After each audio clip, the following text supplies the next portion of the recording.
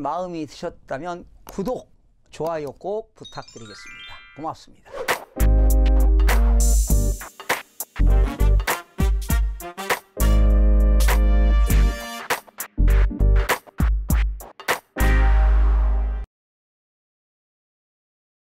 시청자 여러분 안녕하십니까? 반갑습니다. 김동수입니다. 이 시간에는 한국은행의 통화 정책 방향에 대하여 알아보는 시간을 갖도록 하겠습니다.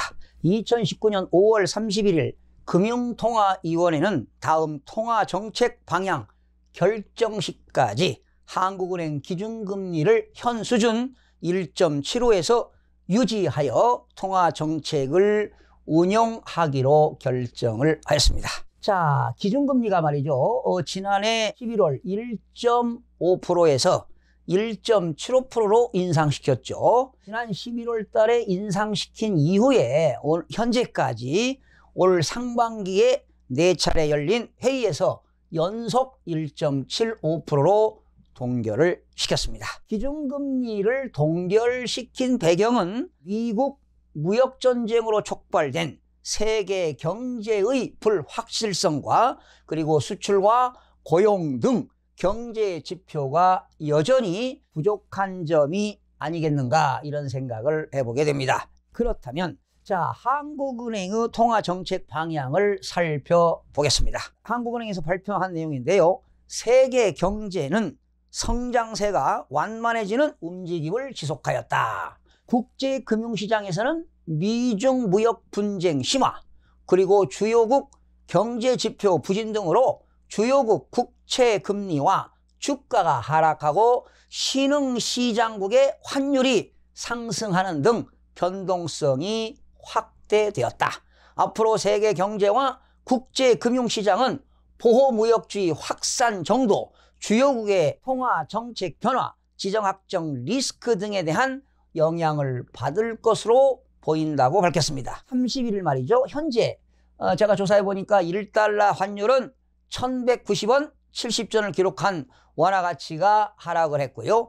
중국의 1달러 환율은 6.9위안, 역시 위안화도 가치가 하락을 했습니다. 터키의 1달러 환율은 6.2000 리라가 되는데 역시 리라도 화폐 가치가 하락을 했습니다. 자, 그러면 국내 경제 여건을 좀 살펴보겠습니다. 국내 경제는 설비 및 건설 투자의 조성이 지속되고 수출이 부진한 모습을 보였으나 소비가 완만한 증가세를 이어가면서 1사분기 부진에서 다소 회복되는 움직임을 나타내었다. 고용 면에서는 취업자 수 증가 규모가 줄어들고 실업률이 높아졌다. 지금 실업률이 높아지고 있죠. 앞으로 국내 경제의 성장 흐름은 건설 투자 조정이 지속되겠으나 소비가 증가 흐름을 이어가고 수출과 설비 투자도 하반기에는 점차 회복될 것으로 전망되는 등 지난 4월 전망 경로에서 크게 벗어나지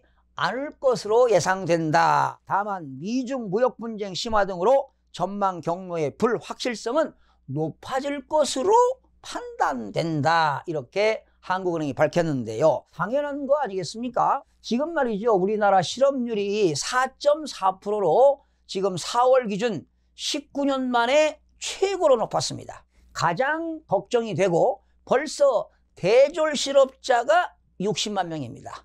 최종 실업자가 지금 125만 명에 육박하고 있습니다. 미중 무역전쟁은 아마도 전 세계적으로 제조업 성장을 악화시켜 경제 성장이 발빠르게 둔화되지 않을까 이런 예상을 해봅니다. 미중 무역 분쟁과 그리고 중국 기업 제재 등 대외적인 통상 여건이 나빠지면서 대중국 수출은 20.1%가 감소했고 유럽연합의 수출 역시 마이너스 12.6%로 부진되고 있습니다. 지난해 한국 수출의 호황기를 이끌었던 반도체 수출 증감률은 지난 4월 마이너스 13.7%에서 5월에는 마이너스 30.5%로 하락폭이 2배 이상 확대가 되었습니다. 정부는 상황을 엄중히 인식하고 긴장감을 잃지 않으면서 수출 총력 대응 체계를 보다 강화해 나가야 될 것입니다. 자, 그러면 한국은행이 밝힌 소비자 물가를 좀 살펴보겠습니다. 소비자 물가는 석유류 가격 하락폭 축소 등으로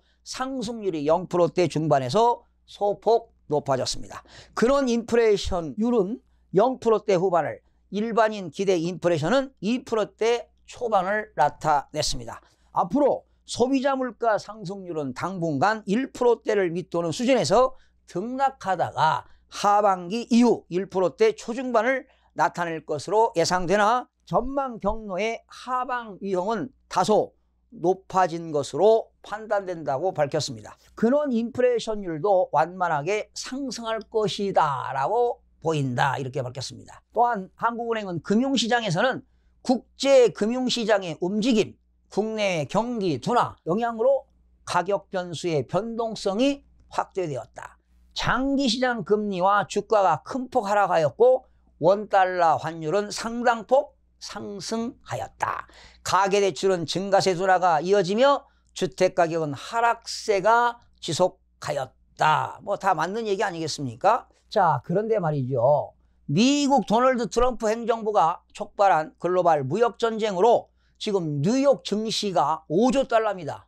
우리나라 돈으로 6천조에 해당하는데 기대 수익을 놓친 것으로 분석됐다고 경제매체 CNBC 방송이 30일 날 전했는데요. 자, 이렇게 미국과 중국의 양국 간의 기싸움을 벌이고 있는데 만약에 협상이 제대로 이루어지지 않으면 전 세계적으로 엄청난 경제적 손실이 발생할 것입니다. 미중 무역 갈등은 6월 말 양국 정상이 만나는 것을 계기로 어떤 전환점이 되었으면 하는 것이 제 개인적인 바람입니다. 제가 너무 욕심일까요? 자, 그러면 다시 한국은행의 금융통화위원회는 앞으로 어떻게 할 건가 한번 알아보겠습니다.